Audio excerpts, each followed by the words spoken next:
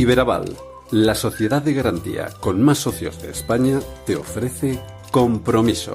Compromiso Iberaval, el podcast que más apoya a las empresas.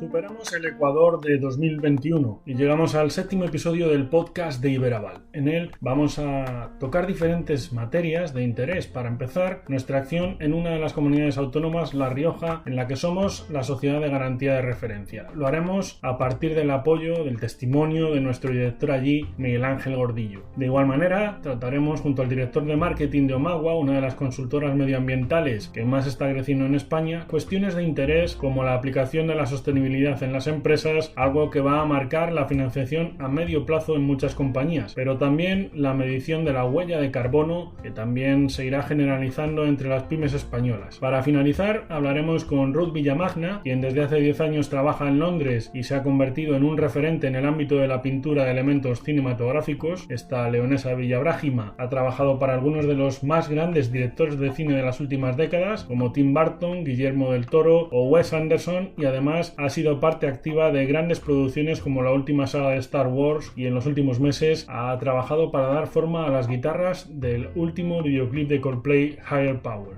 Pero antes de empezar con toda esta artillería de contenidos, sí hemos de referirnos a Aquisgrán, ese fondo de titulización que han impulsado las sociedades de garantía junto a la compañía española de reafianzamiento, CERSA, en el que Iberaval aporta 1 de cada 3 euros. Este fondo pretende ser una fuente alternativa de crédito con el fin de mejorar la financiación a pymes, autónomos y emprendedores. Se trata del primer fondo de estas características desarrollado en Europa, cuenta con el respaldo del Fondo Europeo de Inversiones y su desarrollo partió hace 4 años durante la presidencia de CESGAR por parte de Iberaval. La iniciativa permitirá a futuro diversificar fuentes de financiación a partir de la captación de fondos en el mercado de renta fija. De hecho, el director general de Aquisgrán, Eusebio Martín, aseguraba que el nexo de unión entre las SGRs y el mercado de valores es precisamente Aquisgrán, lo que permitirá canalizar importantes recursos financieros hacia las pymes. Por su parte, Antonio Couceiro, el presidente de CESGAR, sentenciaba en la presentación de este fondo de titulización que Aquisgrán es el resultado de una vieja ambición de las sociedades de garantía que con sus 40 años de historia son conscientes de la necesidad que tienen las pymes de complementar la financiación bancaria hacia otras fuentes. El director general de Iberaval, Pedro Pisonero, quien también participó en la puesta de largo de este fondo, remarcaba que el proyecto no busca ser sustitutivo de lo que hacen los bancos, pero sí pretende aportar nuevas soluciones efectivas en la línea de los desarrollos fintech que tan presentes están últimamente en la acción financiadora de las pymes. Esta noticia queríamos destacarla en este séptimo episodio del podcast de Iberaval, y ahora pasamos a las entrevistas, a esos contenidos que os queríamos aportar en Compromiso Iberaval, el podcast de la Sociedad de Garantía Iberaval. Entramos en harina. Compromiso Iberaval. Miguel Ángel Gordillo es el director de Iberaval en La Rioja. De hecho, es el timón de un barco muy importante en la flota de esta sociedad de garantía, porque desde que abrió aquella delegación, hace 11 años, gracias al impulso de las administraciones de Castilla y León y La Rioja, que así lo acordaron, ha sido él quien ha pilotado esa nave. Miguel Ángel se ha convertido en un actor muy conocido en el panorama financiero de esta comunidad autónoma, y con él vamos a hablar de la economía de la región, pero sobre todo de cómo Iberaval ayuda a múltiples sectores con su financiación. Hola Miguel, ¿cómo estás? ¿Qué tal, Chema? Buenos días. Bueno, antes de nada, sí queríamos hablar contigo de, como es obvio, de lo que ha ocurrido en los últimos 16 meses de esta larga pandemia. Encaramos ese tramo final, pero los inicios no fueron fáciles en La Rioja, ¿verdad? No, en absoluto, en absoluto. Aquí, de hecho, dentro de lo que fue el coronavirus en España, pues aquí incluso empezó un poco antes, porque los primeros casos empezaron a estar aquí en La Rioja, que fue la primera o la segunda comunidad que cerró colegios, con lo que fuimos pioneros, digamos, a la hora de encarar toda esta situación de pandemia. De hecho, llegó un momento, tú lo has comentado muchas veces, que llegasteis a ser la región o la zona europea con mayor tasa de incidencia, ¿no? Sí, así es. O sea, si bien es verdad que fue una semana más o menos antes de que se decretara el estado de alarma, pero así fue. Luego los datos mejoraron, pero como en todo el país, pero las primeras semanas fueron muy, muy duras. Oye, Miguel, vosotros estáis en la avenida Pérez Galdós 3 de Logroño, allí en La Rioja.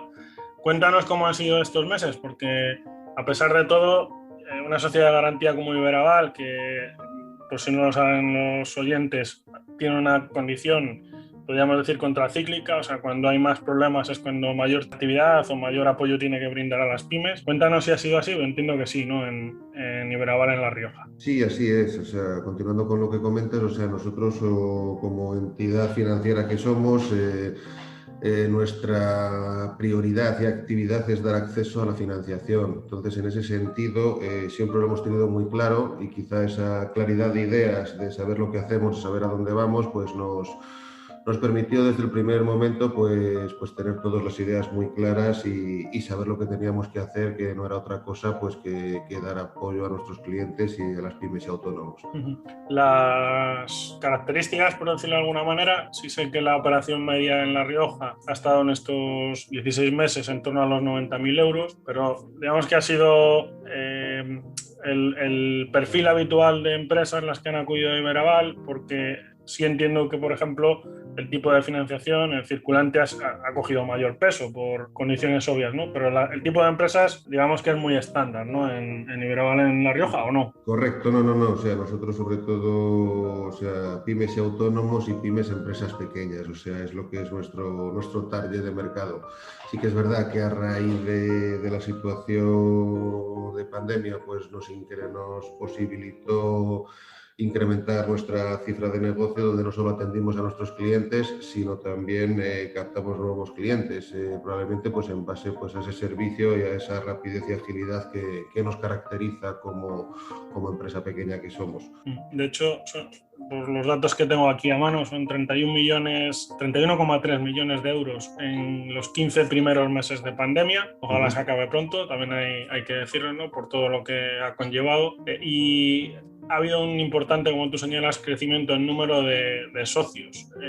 No obstante, el perfil de empresas, esto sí es una cosa singular en La Rioja, tiene mayor peso, por ejemplo, la industria que en otras zonas, ¿no? O sea, al final sí tenemos esa tarta de empresas, industria, servicios, comercio, etcétera, pero es curioso, ¿no? Que allí en La Rioja tenéis más industria que en otras zonas donde está implantada Iberaval, y también acuden a nuestra sociedad de garantía, ¿no? Aquí en La Rioja el 95% de las empresas son pymes, y aquí el sector industrial, a diferencia de otras comunidades donde estamos, es fuerte, destacando pues calzado y principalmente el sector agroalimentario, que también por ese carácter anticíclico que tiene, al igual que nosotros, pues le ha permitido llevar todos estos meses pues con una mayor fluidez que el resto de sectores que se han podido ver más afectados, como puede ser, por ejemplo, hostelería, donde también tenemos bastante presencia, pero que también me gustaría decir que están aguantando muy bien la situación. Oye, ya que lo sacas, la hostelería es un sector que se ha visto muy afectado, no solo en La Rioja, por desgracia, en toda España se ha visto muy afectada, sobre todo por esas restricciones, los cierres horarios, los aforos y demás. Allí en La Rioja se está actuando. De hecho, Iberaval ha puesto en marcha junto al Gobierno de La Rioja esa línea de financiación de establecimientos turísticos y hoteleros. Cuéntanos un poco cómo surgió la idea. Entiendo que ese contacto permanente que hay con la Agencia de Desarrollo Económico de la región, pues en este caso el planteamiento fue este. Cuéntanos cómo surgió, Miguel. Sí, así es, siempre por parte del Gobierno de La Rioja y a través del ADER y de Iberaval, pues ya relaciones magníficas, siempre hemos estado intentando ver cuáles eran los sectores más afectados y dónde se podía ir más allá. Entonces, a tal efecto, septiembre del año pasado ya hicimos una campaña específica con las bodegas para lo que era el destino de la compra de uva, que les permitió pues poder acceder a poder comprar uva, poder cerrar el ciclo no solo de bodegas, sino con pequeño agricultor y con el tejido empresarial riojano, pues a fin de poder apoyarle. La convocatoria salió bastante bien y buscando pues nuevos sectores donde podíamos echar una mano, donde podíamos llegar más lejos, pues el sector hotelero, pues agencias de viajes, hoteles y demás que también se han visto especialmente dañados durante la pandemia y bueno, hemos sacado un producto pues bastante cómodo, tanto en condiciones como sobre todo en plazos. Creemos que en esta situación los plazos son fundamentales y ya nos están llegando las primeras solicitudes y esperemos que tenga tanto éxito como la campaña anterior, y no me cabe duda que según vaya pasando el tiempo y vayan surgiendo las necesidades, pues nos adaptaremos a sacar productos más ad hoc, más específicos. En total en La Rioja hay más de 1.400 establecimientos ligados al turismo, con cerca de 5.000 habitaciones y 18.000 plazas. Pero cuéntanos eso en detalle, un poquito en detalle, lo que es esas condiciones que tú señalabas, ¿no? Que son condiciones ventajosas, si no me equivoco, hasta $500.000 de financiación posible, ¿no? Sí, son préstamos, o sea, en Iberaval somos especialistas en la financiación a largo plazo, que creemos que ahora mismo es fundamental. Entonces son préstamos que de manera estándar van a 6 años, con los 2 primeros de carencia, que creemos que es algo necesario pues para las empresas, dado pues lo que han pasado y dado pues el tiempo que van a tardar en volver a la nueva normalidad. Y luego también pues hay que destacar que lo que son nuestros costes van a ir subvencionados por parte de la ADER, buscando pues que lo que es el impacto financiero que sea el mínimo. Si ya de por sí las condiciones que tenemos con los bancos son buenas o mejores que las que ofrece el mercado, y más para determinados sectores, pues en este caso van a ser especialmente buenas, dado lo que es la ayuda de ADER a la hora de la subvención de los costes, como indico, y sobre todo la posibilidad de financiar a largo plazo, que entendemos que es fundamental en estos momentos. Tú lo señalabas antes, Miguel, pero esta línea se presentaba y bueno, en esa presentación estaban, aparte del director o gerente de la Agencia de Desarrollo Económico de La Rioja, Fernando San José, que además es consejero en Iberaval, el director general de Iberaval, Pedro Pisonero, y el director general de Turismo del Gobierno de La Rioja, Ramiro Gil. Esto da un poco idea de esa involucración que hay tanto por parte del Gobierno de La Rioja como por parte de la Sociedad de Garantía. Fundamentalmente entendemos que es una línea para dotar de liquidez a esas pequeñas empresas que son al final la mayoría de los establecimientos hosteleros y que han visto, como decíamos, el frenazo que vivimos todos, pero ellos todavía con más intensidad porque tuvieron que bajar la persiana, ¿no? Así es. Muy bien, Miguel, pues nada, agradecerte que hayas explicado la situación de Iberaval en La Rioja, que al final es un satélite, como decimos, clave, aparte de las 10 delegaciones que Iberaval tiene en Castilla y León. Nuestros oyentes saben que hay otras 3 en Madrid, la que abriste hace 11 años en La Rioja y la que tenemos presente en Vigo. Es una capilaridad la que aporta Iberaval a los autónomos, emprendedores y pymes, y en este momento pues ya somos más de 32.000 socios, y seguramente en el próximo episodio de este podcast serán más. Muchas gracias, Miguel Ángel, y feliz verano. Gracias. Hasta luego.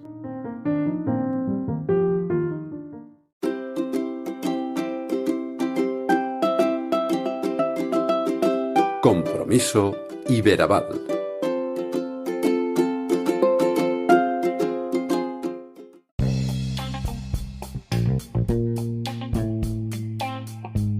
Antonio Peláez es el director de marketing de Omagua, una consultora especializada en el cálculo de la huella ecológica. Su objetivo principal es rebajar el impacto que las empresas provocan sobre el medio ambiente. Su propósito también se centra en crecer como empresa, obviamente, pero adaptando a otras a la lucha contra el cambio climático. Como curiosidad, señalar que su nombre parte de una antigua tribu asentada en el corazón de la Amazonia, que, como muchos de nuestros escuchantes saben, es el mayor pulmón del planeta. Antonio, ¿cómo estás? Bien, muy bien. Muchas gracias por estos momentos que nos dais. Hay una duda que, bueno, por aquí por Iberaval yo creo que tenemos más o menos clara, pero que las empresas sí se preguntan, y es si todas las empresas están obligadas a medir su huella de carbono. A ver, ahora mismo no están obligadas como tal.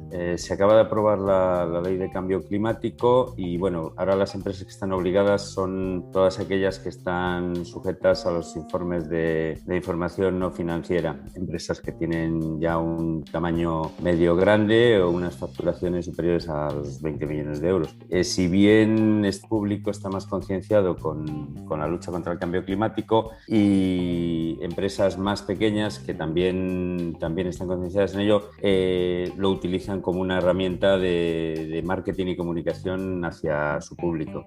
Omagua es una empresa, podemos decir que es bastante nueva y que además llega a su punto, digamos, de crecimiento y de mayor proyección justo cuando salta la pandemia. ¿Cómo os ha afectado a vosotros la pandemia? ¿Ha habido empresas que, digamos, han aprovechado este parón o este impasse o este levantar el pie del acelerador para revisar cuestiones como esta, como la revisión de la huella de carbono? Bueno, pues ha habido de todo, pero principalmente nos ha sorprendido porque además nosotros el año pasado justamente todo el año muy bien en este sentido, y con el inicio de la pandemia tuvimos ahí ese pequeño parón, aunque teníamos trabajo suficiente para afrontar los meses que estuvimos confinados. Sin embargo, nos sorprendió porque hubo un crecimiento exponencial. Las empresas, además con el problema del COVID, se concienciaron cada vez más con las cuestiones medioambientales, porque no hay que dejar que estas epidemias o pandemias, que tendremos más en un futuro,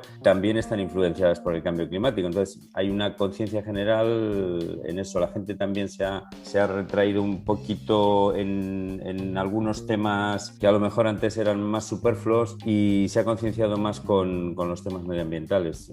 A nosotros personalmente hemos iniciado una etapa de crecimiento. El año pasado fue un buen año, y este año pues evidentemente está siendo mucho más fuerte en este sentido. Cada vez están más concienciadas, cada vez nos llaman más empresas, y bueno, yo creo que es una tendencia al alza. Antonio, ¿cómo funciona Omagua? Es decir, ¿cómo sentáis con una empresa que tiene claro que tiene que reducir su huella de carbono, pero cómo se afronta este proceso? ¿Cómo os lo planteáis? Bueno, nosotros en principio, cuando una empresa contacta con nosotros o nosotros contactamos con ella, le planteamos las distintas opciones que tiene para realizar unas políticas medioambientales, ¿no? De sostenibilidad, y lógicamente el primer punto importante que necesita saber una empresa en este sentido es conocer sus emisiones, las emisiones de gases de efecto invernadero. Entonces, nosotros hacemos un estudio, le planteamos las distintas opciones, hacemos un estudio de sus consumos, de su situación a nivel de empresa, de emisiones y demás, y bueno, realizamos el cálculo y le proponemos una serie de soluciones pues para mitigar esos efectos, para reducir su huella de carbono y bueno, pues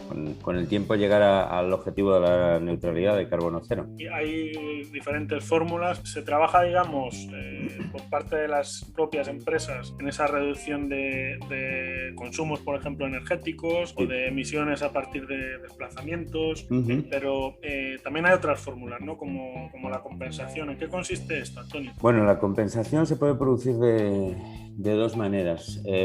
Ahí está claro que por mucho que consigas reducir tus emisiones, va a llegar un momento en que va a ser imposible que con tu actividad lo dejes hacer. Siempre vas a consumir energía, siempre vas a tener desplazamientos, y aunque tengas, por ejemplo, pues a nivel energético, a nivel de electricidad, uso de fuentes renovables, de placas solares, de fotovoltaica, o que contrates con compañías que tengan una emisión lo más verde posible, evidentemente siempre va a haber consumos. En la neutralidad va a ser casi imposible conseguirla a cero.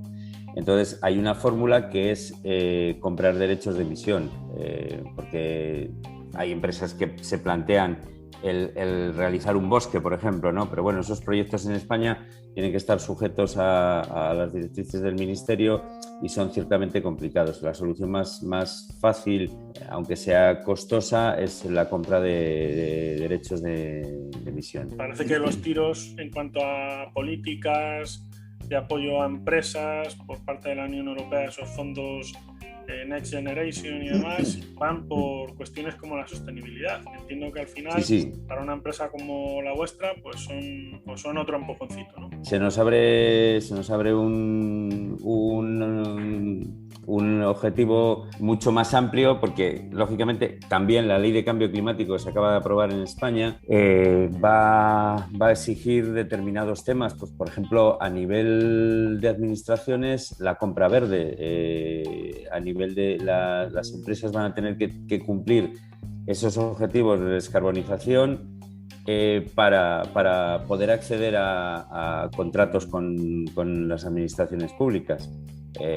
Lógicamente, cada vez más, ahora mismo, como hablábamos antes, solamente están sujetas las empresas de un determinado, obligatoriamente, a tener calculada su huella de carbono y reducirla, las de un determinado volumen, pero en un futuro se supone que llegará para todos, porque, bueno, además, lógicamente, pues todos estamos hablando estos días de los impuestos verdes, pues se está hablando del aumento de los impuestos al gasoil y otra serie de temas como esta polémica que hay ahora con la subida de la luz.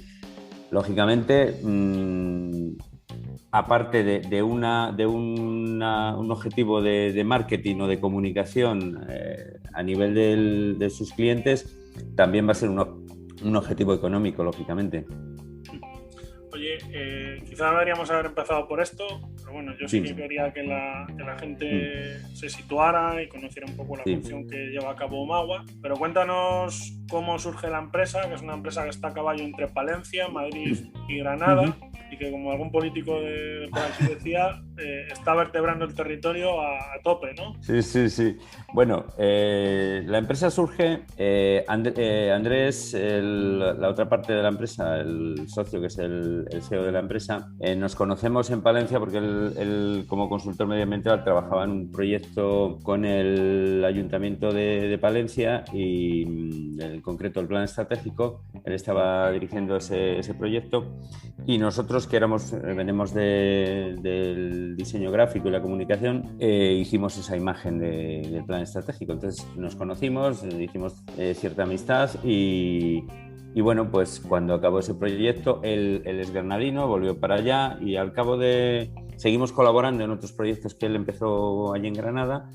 Y al cabo de un tiempo pues planteamos esta oportunidad, decidimos crear la sociedad, la hicimos a finales de 2017 y bueno, pues a partir de ahí nace la sociedad. Unimos dos puntos, que era el tema técnico medioambiental y el marketing, y a raíz de ahí, porque lógicamente al principio, al no tener una obligación, las empresas también lo usaban como una herramienta de comunicación, ¿no? El de tener calculado su huella de carbono y demás. Y bueno, pues a partir de ahí empezamos a colaborar y hemos ido creciendo. Empezamos con solamente los 3 socios que somos, con un trabajador que teníamos, y ahora, bueno, pues ya somos 12 en plantilla ya. Entonces, bueno, pues ya en 4 años no llega que realmente tenemos actividad, pues hemos crecido sustancialmente, la verdad, en ese sentido. Y tenemos aparte de la delegación de Granada, que está la gran base del equipo técnico allí, tenemos otra delegación abierta en Alicante y un comercial en Sevilla, que nos lleva a toda la zona de Andalucía. Aparte de Andrés, que ahora está viviendo en Madrid y lleva toda la zona centro. Y Andrés, que no se mueve prácticamente, ¿verdad? Sí, está todo el día para arriba para abajo. Oye, y digamos que de cara al futuro también las expectativas obviamente son buenas, teniendo en cuenta esto que comentábamos, ¿no? Lógicamente, de hecho, salvo los 2 primeros años que fueron un poco de transición, el resto del tiempo hemos ido duplicando pues volúmenes en todo sentido, tanto de facturación como de plantilla. Y además el año pasado contamos con el apoyo vuestro, ¿no? Con el tema sí que es verdad que no nos afectó a nivel laboral, pero bueno, ya sabes lo que pasa en las empresas que están empezando, pues a nivel tienes alguna pequeña tensión de tesorería y bueno, pues nos acogimos a los fondos estos COVID, bueno, no exactamente los fondos COVID, sino la propuesta que lanzasteis vosotros de financiación también, de la que estamos agradecidos, lógicamente. Aquellos préstamos preconcedidos que... Sí. que se pusieron en marcha al inicio de la pandemia.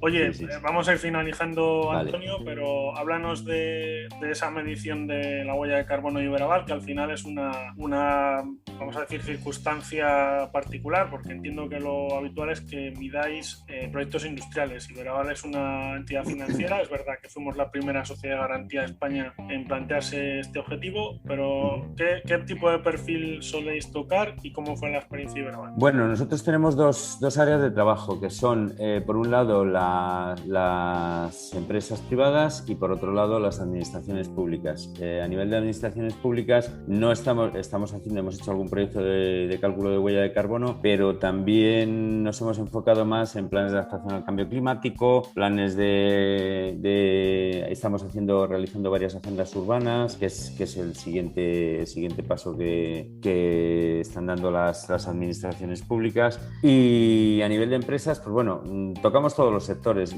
Si bien es cierto que nuestro principal sector, nuestro principal segmento de mercado dentro de la empresa privada es el agroalimentario. Hemos realizado bastantes proyectos. De hecho, en Castilla y León estamos realizando, este es el tercer año que estamos realizando un proyecto con Vitartis. Hemos hecho, en el que han intervenido, pues cada año intervienen del orden de entre 4 y 10 empresas asociadas de la industria agroalimentaria de Castilla y León en esos proyectos. Este año, de hecho, en concreto, estamos trabajando un tema con la integración de los ODS. Y bueno, pues también empresas como la vuestra, lógicamente el sector financiero con la nueva taxonomía de sostenibilidad y todo el tema de los fondos, de los bonos verdes y demás, va también a estar afectado.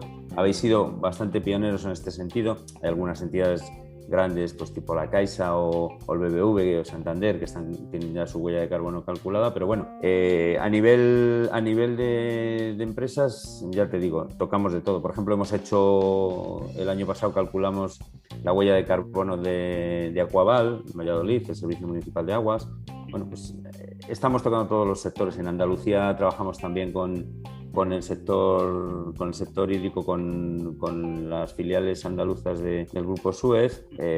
Bueno, ya te digo, o sea, igual una empresa de transportes como cualquier empresa es susceptible, y ya te digo, pero principalmente nuestro sector es el agroalimentario. Hemos hecho, por ejemplo, el año pasado hicimos el primer proyecto que realizó una denominación de origen, que es el jamón de Teruel. Hicimos el análisis de ciclo de vida del jamón de Teruel, y bueno, pues la verdad que ha tenido una repercusión bastante importante, y a ellos a nivel profesional pues les ha venido muy bien, obviamente. Pues nada, Antonio, queríamos tratar una cuestión que obviamente está siempre de actualidad, cada vez más, ya no solo por la política, sino porque las empresas obviamente pues tienen que ir adaptándose, y además, como bien comentabas tú, la financiación cada vez va a estar más ligada a la sostenibilidad, al respeto al medio ambiente, etcétera. Entonces teníais que estar, o sea que te agradecemos estos minutos. Ha sido una charla muy interesante, y sobre todo que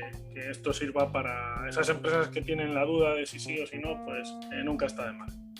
Además, pues es un objetivo que no solo nos viene bien a nosotros, sino también a los que nos sucede, a la gente que viene detrás. Muchas gracias, Antonio. Pues muchas gracias a vosotros, y bueno, pues animar a las empresas castellano-leonesas que se animen a participar en este proyecto apasionante que está prácticamente empezando y que va a tener una repercusión en un futuro cercano ya. Muchas gracias.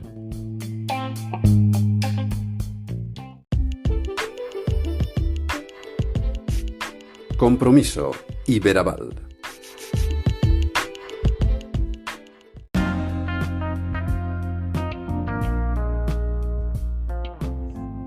Vaya por delante que cuando un servidor conoció a Ruth Villamagna, natural de Villamañán, estudiaba periodismo en la Universidad Pontificia de Salamanca. Ruth es uno de los primeros nombres de la escena cinematográfica mundial, y van a entender por qué en esta charla. También es, por ejemplo, la autora de las guitarras del último videoclip de Coldplay, Higher Power, y si quieren conocer más de esta creadora leonesa, que como tantos talentos un día tuvo que coger sus bártulos e instalarse en Londres, no dejen de visitar sus redes sociales. Pero antes, claro está, escuchen este 7º episodio del podcast de Iberaval y más concretamente nuestra sección No Todo es Economía. Hola Ruth, welcome, ¿cómo estás? Pues muy bien, muchas gracias Chema por haberme invitado a este espacio. Lo decíamos en la introducción, pero por No Todo es Economía no pasa cualquiera.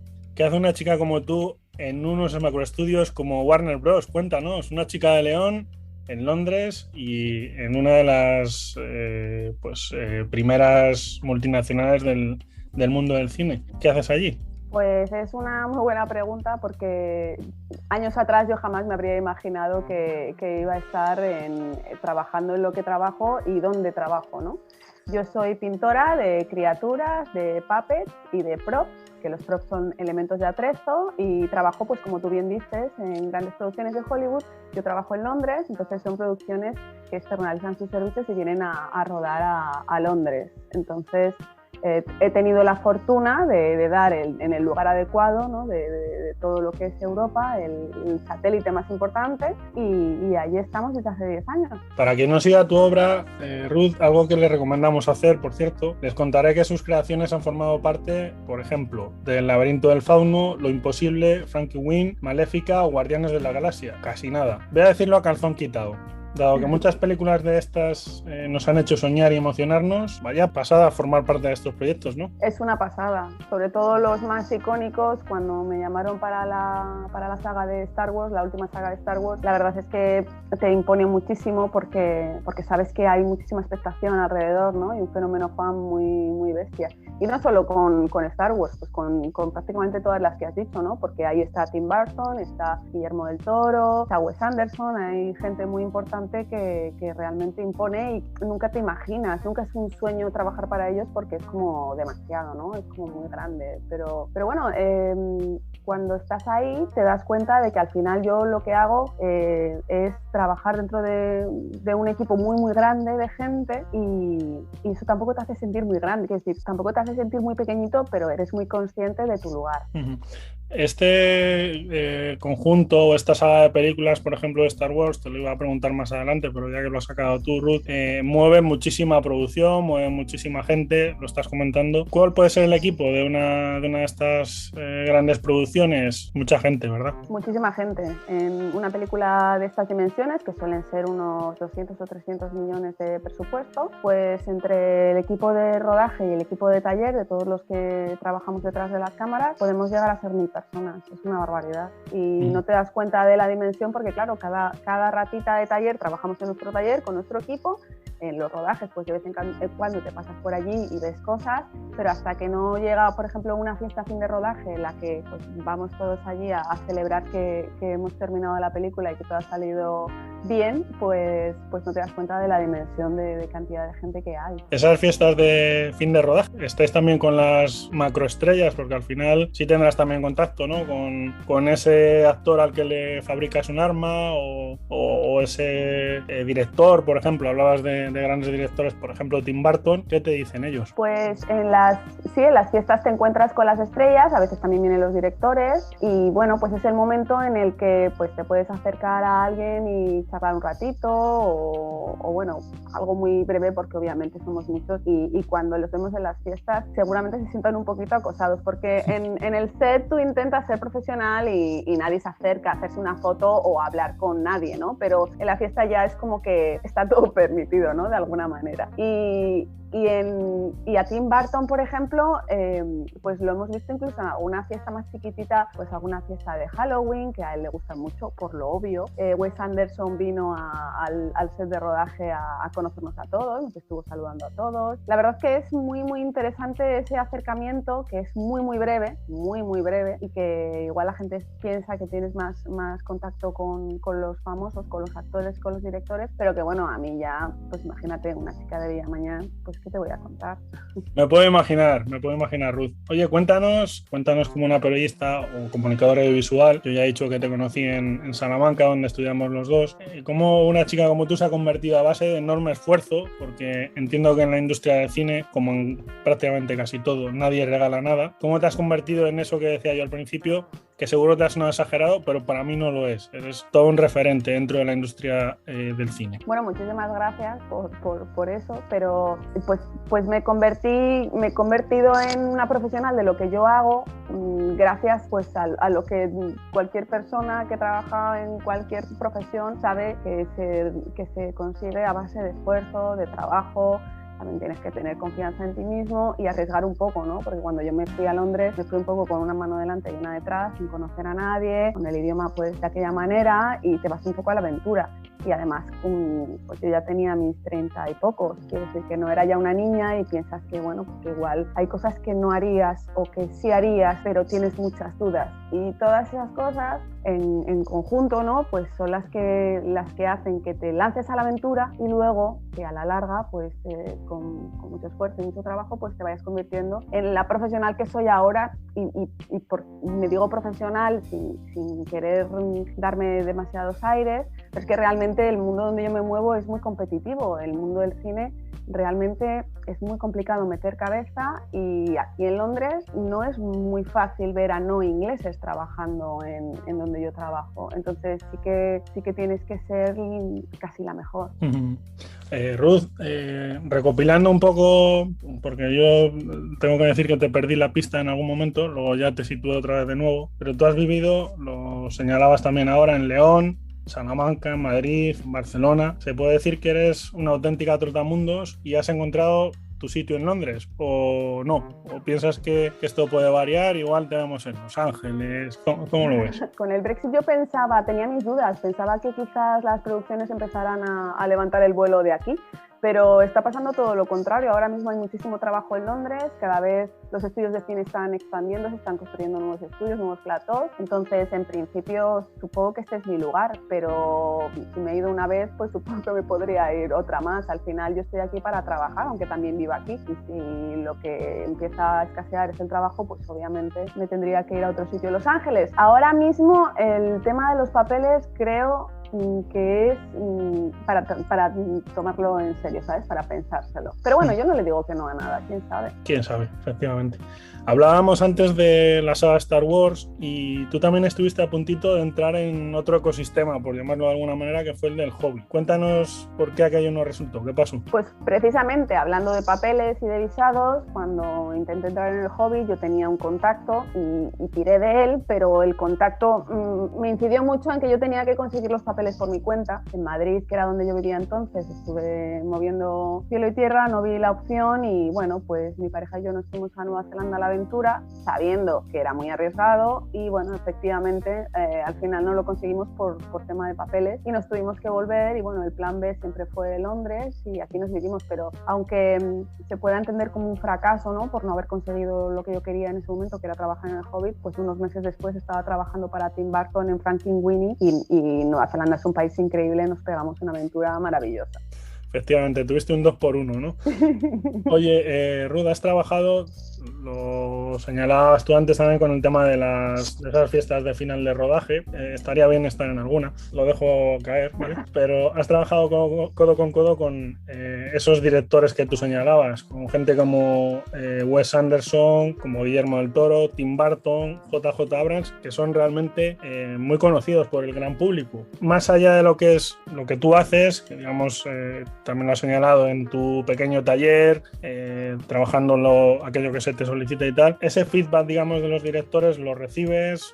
¿Aprendes algo de ellos? ¿O por lo general tus trabajos obviamente pues tienen un proceso de fabricación, los concluyes, los entregas y ahí queda la cosa? Pues depende de cada director. Hay directores que tienen una manera de trabajar muy particular, por ejemplo Wes Anderson, entonces te tienes que adaptar a esa manera de trabajar y es difícil porque vienes igual de trabajar con otra persona que su mecánica era completamente distinta, entonces sí, efectivamente depende de qué director es o incluso tu jefe de equipo también, que al final tu jefe de equipo trabaja para el director, entonces sí es verdad que las dinámicas de trabajo son diferentes y bueno, luego usas un poquito la terminología de cada director, ¿no? Esto es muy timbartoniano, no le va a gustar. Pero es muy interesante trabajar para gente que visualmente lo tiene tan claro, ¿no? Y que además son todos ellos directores que en cuanto ves unos planos de cualquier película de su autoría, pues descubres enseguida que es de ellos, ¿no? Uh-huh. Ruth, he visto que estás trabajando ya en la próxima película de Batman, corrígeme si me equivoco, y no sé si tienes, como se suele decir, proyectos en cartera o igual que los actores, no lo decimos, no sea que salga mal el proyecto y tal. ¿Cómo estás ahora? Pues efectivamente he estado trabajando en la próxima de Batman con Pattinson y después he estado trabajando, claro, es que tienes que pensar que esto desde que termina la película hasta que sale pues pasa un montón de tiempo, a veces años. He estado trabajando después en Animales Fantásticos 3, la tercera entrega, y ahora mismo estoy trabajando en un proyecto que no puedo contar, solamente te voy a decir que es también de superhéroes, porque bueno, la máquina de hacer billetonis no para.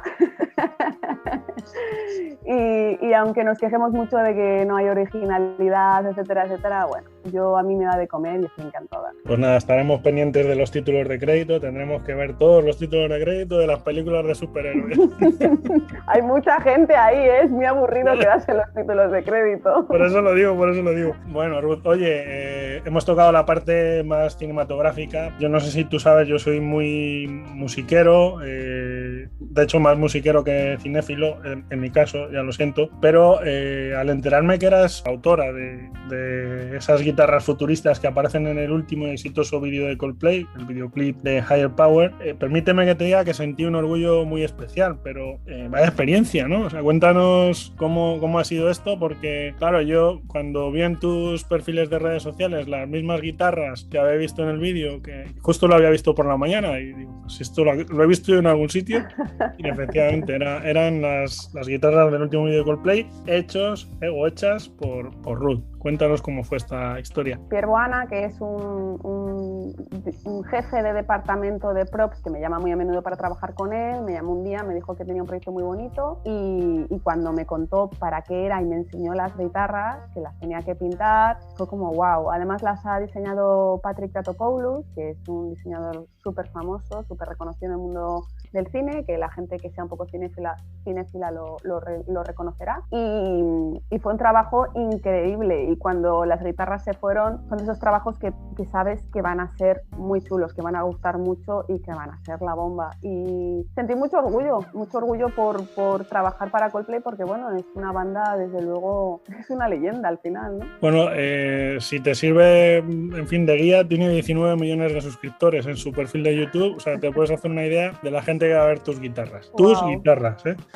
O sea, que enhorabuena. Oye, Ruth, tú y yo tenemos buenos amigos en común, como hablábamos antes de Pedro Loma, también el gran Guillermo Barrón, o el inquieto Carlos Lorenzo, fotógrafo salmantino. Y precisamente con más personas, has puesto en marcha un podcast muy, muy cinéfilo. Quería que nos hablaras un poquito de Alchemist, que si no me equivoco es el nombre de este podcast. Sí, Alchemist con K, que buscamos ese nombre porque un poco lo que hacemos en el podcast es dar visibilidad a nuestras profesiones, ¿no? Son todos, tanto Carlos como Javier y Iván, los otros dos compañeros, todos trabajamos en el mundo del cine detrás de las cámaras y todos hacemos cosas que no se conocen, porque estoy segura de que ahora mismo habrá algún oyente que está escuchando esto y está pensando, pues no tenía ni idea de que la profesión de pintora de props, de puppets y de criaturas existía, ¿no? Entonces es por darle un poco de visibilidad, porque creo que es muy importante que la gente sepa que estos oficios existen y que uno se puede ganar la vida muy bien con ellos. Entonces, en este podcast, Alchemist con K, en todas las plataformas estamos, pues intentamos contar historias de nuestras experiencias trabajando en las grandes películas y traemos a un montón de invitados porque efectivamente en España hay muchísima gente, muchísimos técnicos que están haciendo cosas enormes, tanto en España como en el extranjero, pero no son conocidos, ¿no? Porque estamos detrás de las cámaras. Entonces, es por dar un poquito de visibilidad a nuestras profesiones y bueno, y creo que es importante, creo que es una labor muy chula. Desde luego que lo es, o sea, y fundamental para que todas esas grandes producciones, incluso las que no son tan grandes, pues al final lleguen a nuestros cines, por desgracia cada vez menos, pero a nuestros cines, a los dispositivos y a las televisiones y demás. Oye, sí quería hablar contigo, Ruth, y por ir encarando el tramo final de esta entrevista, tú has vivido todo ese periodo, por decirlo también de alguna manera, del Brexit, ¿no? Que tiene sus sus consecuencias y no sé cómo lo has llevado tú, porque han sido años, entiendo que intensos, ¿no? Para un español en Inglaterra, ¿cómo se vive? Parecía que no iba a pasar nunca, ¿no? Porque desde que se votó hasta que se ha hecho efectivo era un poco la broma, ¿no? Del inglés diciendo goodbye, pero que nunca se va. que esto es algo que los españoles lo comentamos mucho, ¿no? Los españoles que vivimos aquí, que el inglés cuando se quiere despedir parece que no termina de despedirse nunca. Y finalmente ha sucedido. Yo no tengo ningún problema en ese aspecto porque pues te tenías que registrar a partir de X años que lleves residiendo en este país, pues te tienes que registrar en una lista y ya está, no tienes ningún problema. Pero sé que ahora mismo es muy complicado venir, muy complicado y es que, fíjate, si esto hubiera pasado antes de que yo me hubiera venido, yo no habría tenido la oportunidad que he tenido de venir aquí. Y no solamente de yo trabajar y desarrollar mi carrera profesional, ¿no? Sino también aportar mi grano de arena a esta industria del cine que tienen aquí. Quiere decir que al final es un toma y daca. Entonces ha sido complicado porque la incertidumbre de no saber qué es lo que va a pasar y aún hoy tampoco tenemos muy claro a qué nos atenemos. Pero bueno, como te decía antes, es verdad que ahora mismo hay muchísimo trabajo. El Brexit no ha impedido que sigan viniendo las producciones, que es a lo que yo me dedico. Entonces pues vamos viviendo día a día y viendo pasar, viéndolas venir a ver qué nos depara. Siempre se habla, Ruth, de la diferencia, y también simplifico, ¿no?, entre las condiciones laborales en España y en Inglaterra, ¿no? Entiendo que tú también eso lo has vivido, ¿no?, de alguna manera. Sí, totalmente. Además, yo en España trabajaba en una empresa que bueno, pues como muchas empresas en España, ¿no?, tienes que trabajar muy, muy duro, con horarios muy locos, y cuando llegas de pronto a Reino Unido y empiezas a trabajar y el primer día de trabajo tu jefe te dice gracias por tu trabajo, y tú te quedas como, pero ¿cómo que gracias? ¿Qué pasa? ¿Que no me vas a pagar o qué? Y luego es simplemente que cada día te dicen gracias por tu trabajo porque realmente están agradecidos por tu trabajo. ¿Por qué? Pues porque es una industria, es un mercado laboral, digamos, que funciona muy bien, donde hay muy poquito desempleo, o en donde, por ejemplo, la tasa de desempleo no existe. Entonces, claro, tu jefe te tiene que tratar bien, porque si no, tú te vas a otro lado. Es una cultura completamente distinta y tiene mucho que ver con ese desempleo endémico que tenemos en España, desgraciadamente. Pero yo soy optimista. Algún día, todos los que estamos fuera, volveremos con nuestra cultura aprendida, nuestra lección aprendida, y yo siempre confío en que las cosas vayan a mejorar, claro. Sería estupendo, Ruth. Tú, supongo que a corto plazo, ¿no?, teniendo en cuenta la vorágine en la que estás, te iba a preguntar además, esos días de Ruth Villamagna, ¿cuántas horas tienen? Porque yo veo que no paras de hacer cosas. Bueno, yo no tengo hijos, entonces supongo que eso ayuda a que tus días estén más flexibles, ¿no?, y se estiren más para otro tipo de actividades. Pero sí es verdad que me gusta estar en un montón de cosas y hacer un montón de cosas, y supongo que eso da la sensación de que hago más de lo que hago en realidad, ¿eh? Pero bueno, yo qué sé. Oye, lo de volver a España, ya que te lo dejabas tú caer, nunca se sabe, ¿verdad? Nunca se sabe, yo no me cierro puertas. Me resulta difícil de creer porque a mí allí no me conoce nadie, pero nunca se sabe, yo no me cierro puertas y estaría encantada. Echo muchísimo de menos España, la calidad de vida de España. Yo sé que es un tópico, pero es que es verdad. Y además eso de que se nos ve mejor desde fuera que como nos vemos nosotros desde dentro también, ¿verdad? Totalmente. El español es una persona súper trabajadora. Además es que aquí lo ves cuando te encuentras con españoles. No tenemos nada que envidiar no sé, con quién nos encanta compararnos, con los nórdicos. No tenemos nada que envidiarles. Oye, Ruth, que un placer, de verdad. O sea, ha sido un auténtico placer.